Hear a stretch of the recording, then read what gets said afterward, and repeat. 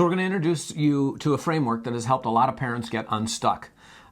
It's called the Connected Families Framework, and getting unstuck for a lot of parents begins with sort of starting to see life through this lens. So we're going to take a look at some workshop footage where Jim describes this lens.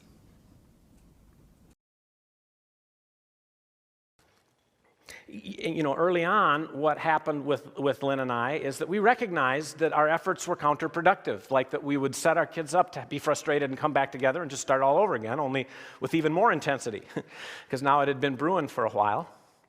And we needed something to help us. And early on, Lynn and I, and those of you who've followed our ministry for some time, you're familiar with this.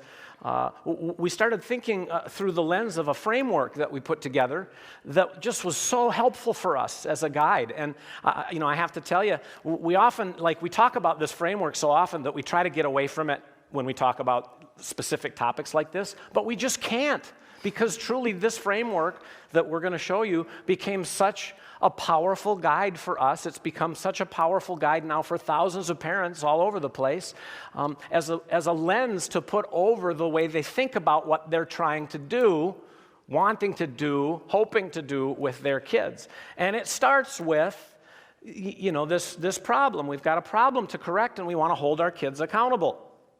But what we came to understand very quickly is that it's not enough to just address the problem, hold kids accountable, go to your room, say you're sorry, don't come out until you're ready to be nice. And we'll hold you accountable for that.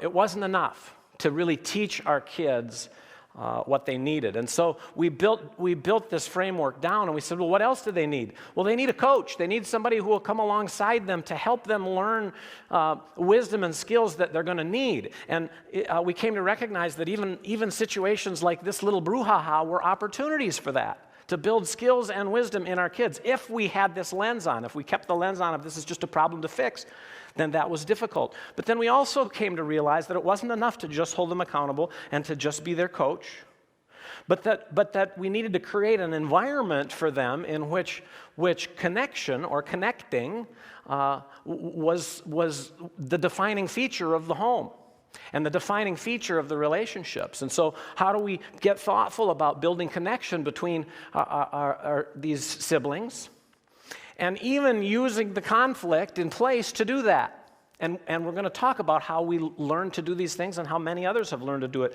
And then early on, as we started teaching these ideas, this framework to parents, we noticed that there were two kinds of parents who could put those three ideas. Yeah, I need to connect, I need to coach, I need to correct, I want to think about all of those things. There were two kinds of parents who heard this message in general. One was the kind of parent who heard it and went away and reflected on it and was thoughtful about it and put it into practice, and things started to change, and they'd come back to these parent support groups that we ran for parents of teenagers early in our ministry careers, and they would say, man, I did that stuff and you wouldn't believe what happened. I worked on the connect part, and I worked on coaching a little bit, and it was great, and my kids, they said things I'd never heard them say when I started thinking this way. And then there was another kind of parent who went away and tried to say the very same things that we were helping them to learn to say, and do the same sorts of things and follow this process, and they would come back frustrated and just say, none of it worked. It just didn't work. My kids are it's too much out of control. And we started to wonder, what is the difference between parent A and parent B? And what we found, generally speaking, quite consistently to be true is that parent A had a strong foundation. They had something else going for them. They had a way of thinking about life that was more than just getting other people to behave in order for them to be okay. They were parents who knew that they could be okay even if their kids didn't behave the way they wanted them to.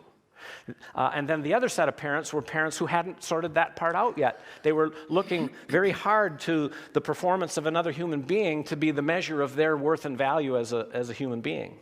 And so what we had to say was, every parent brings a foundation of their lives, their history, their baggage into these very sorts of interactions. We can't separate who we are, where we've been, and who we are today from what we're dealing with right here and right now. And so to talk about the foundation in a helpful way, we started to talk about, well, what are the beliefs and habits that we bring to the challenge of parenting? And that's what a foundation is. And if we're going to grow that foundation to be stronger so that we can more effectively work with our kids, we think about it this way. We make a goal of growing in wisdom and skills in our own foundation in order to connect and to coach and to correct our kids constructively.